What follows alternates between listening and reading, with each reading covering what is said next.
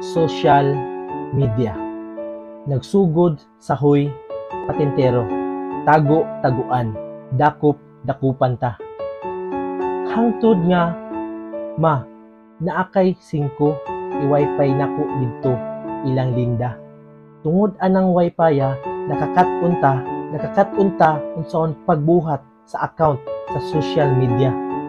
Oo, tungod anang social media nag-away-away ang mag-amiga. Amiga nga grabe kasuod sa una katong wala pay social media. Sa una, malipayon kaayo ta nga mangaon ang tibuok pamilya. Karon, mangaon na gali, mag-Facebook pa. Mangaon na lang gani, mag-chat pa. Mangaon na lang gani, awayan pa. Awayan pa sa mag-uyab, kay dili bukaon ang isa, pastilan nga pungkol na jud ta tungod sa social media. Tungod sa social media, ang ubang pamilya naguba na.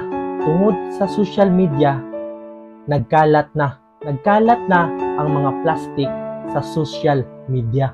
Kanang abi ni mag friends ta pero dili di ay magpinansinay sa personal na. Hangtod kanus-a ang aning kahintanga. Sakto na, husto na, magmatngo na ta.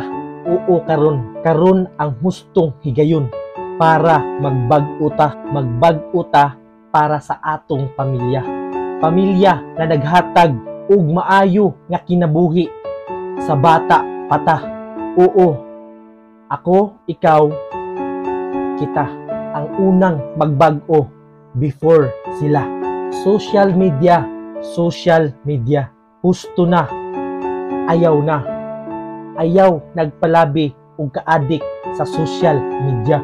Hinayi na, kalmahin na, dirita sa Ginoo ta, kay sa Ginoo na ang tinuod nga kalinaw, kahayag ug ang grasya.